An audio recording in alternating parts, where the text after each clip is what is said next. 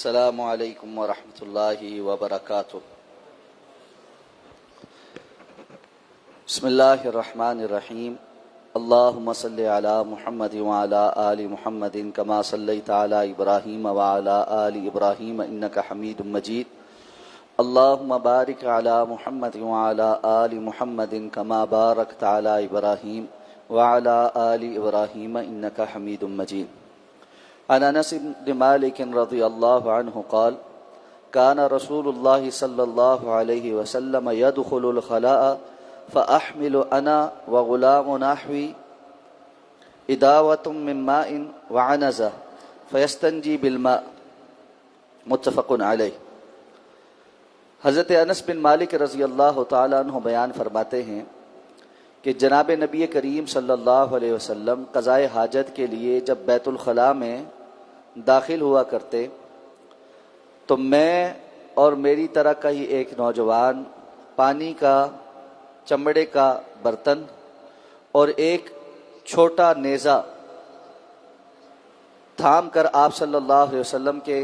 ساتھ بیت الخلاء تک جاتے اور آپ صلی اللہ علیہ وسلم قضائے حاجت کے بعد پانی سے استنجا فرماتے۔ یہ حدیث مبارکہ صحیح بخاری اور صحیح مسلم کے متفق علیہ روایت ہے۔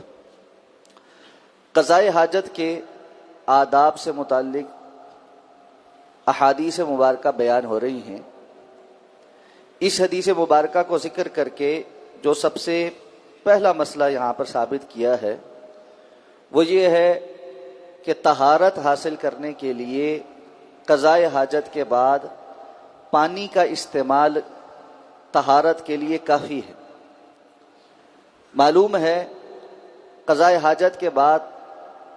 طہارت حاصل کرنے کے لیے مختلف ذرائع،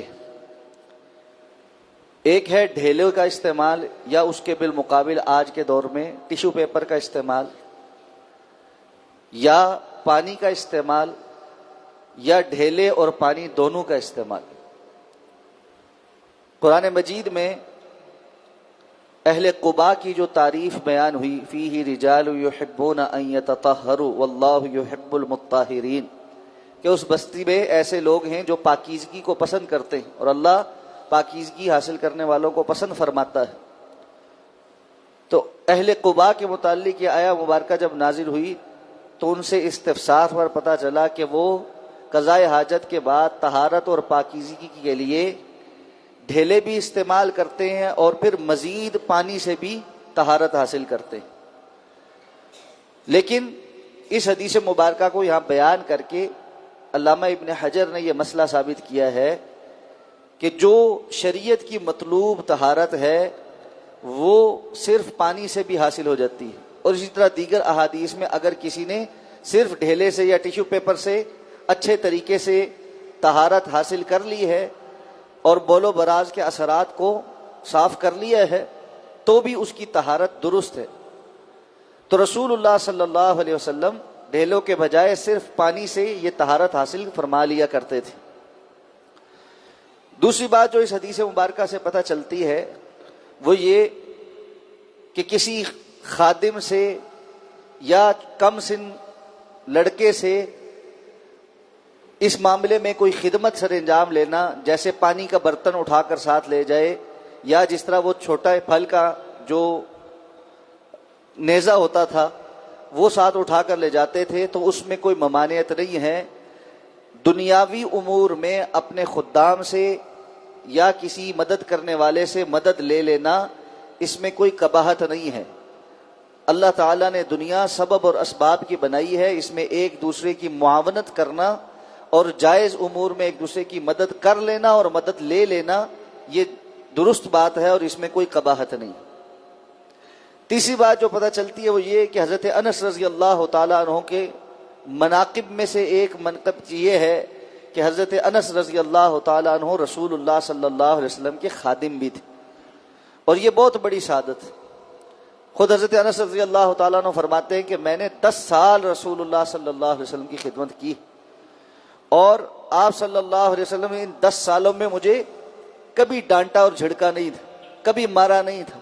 یہاں تک کہ فرماتے ہیں میری عمر چھوٹی تھی، بسا اوقات آپ صلی اللہ علیہ وسلم مجھے کسی کام سے بھیجتے میں گھر سے باہر نکلتا تو بچوں کو کھیلتا دیکھتا، میں ان کے ساتھ کھیلنے میں لگ جاتا. تو آپ صلی اللہ علیہ وسلم انتظار کرتے کرتے مجھے دیکھنے کے لیے باہر آتے، اور مجھے تب پتہ چلتا جب آپ میرے سر پہ شفقت سے ہاتھ پھیرتے اور مجھے دیکھ کر مسکراتے. تو حضرت انس رضی اللہ تعالیٰ عنہ کی یہ ایک علیحدہ سے فضیلت ہے کہ وہ رسول اللہ صلی اللہ علیہ وسلم کے خادم بھی تھے اور آپ کے گھر پہ آپ کی خدمات سر انجام دیتے تھے. اسی طرح اس حدیث مبارکہ سے یہ بات بھی پتہ چلتی ہے کہ قضائے حاجت کرتے ہوئے اگر کوئی باقاعدہ بیت الخلاء نہیں ہے، جس طرح آج تو باقاعدہ واش رومز موجود ہیں، اگر بندہ کسی ایسی جگہ پہ ہے جہاں باقاعدہ بیت الخلاء نہیں ہے، کسی جگہ سفر پہ ہے کہیں پہ بھی،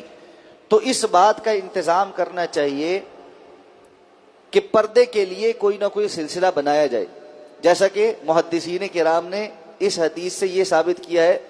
کہ یہ چھوٹے سائز کا جو نیزہ عنزہ لے کر جایا جاتا تھا، یہ اس لیے تھا کہ اس کو زمین میں گاڑ کے اس کے اوپر ایک کپڑا ایسے لٹکا دیتے تھے، اور رسول اللہ صلی اللہ علیہ وسلم اس کی اوٹ میں جو حجاب بن جاتا تھا اس سے قضائے، اس میں جو ہے اس اوٹ میں، اس سطر میں ہو کر قضائے حاجت فرماتے تھے.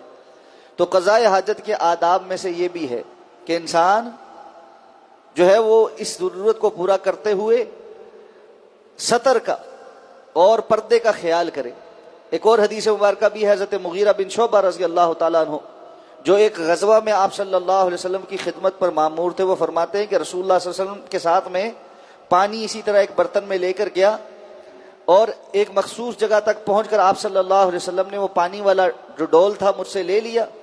اور آپ دور، اتنے دور چلے گئے جہاں میری نگاہ سے اوجھل ہو گئی،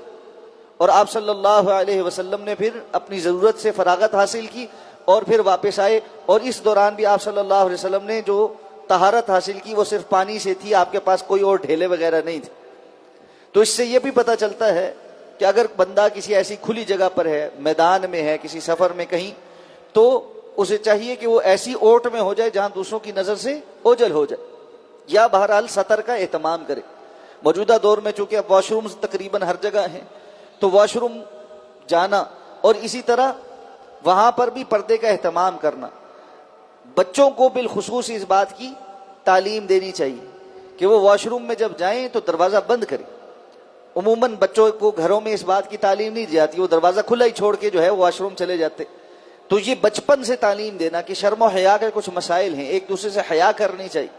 تو واش روم کا دروازہ بند کرنا اور پھر اپنی ضرورت سے فارغ ہو کر پھر باہر نکلتے اس کو کھول. تو یہ سطر کا اہتمام کرنا بھی قضائے حاجت کے آداب میں سے ہے. اللہ رب العزت ہمیں سمجھ کر عمل کرنے کی توفیق عطا فرمائے. سبحانک اللہم و بحمدک، نشہد ان لا الہ الا انت، نستغفرک و نتوب.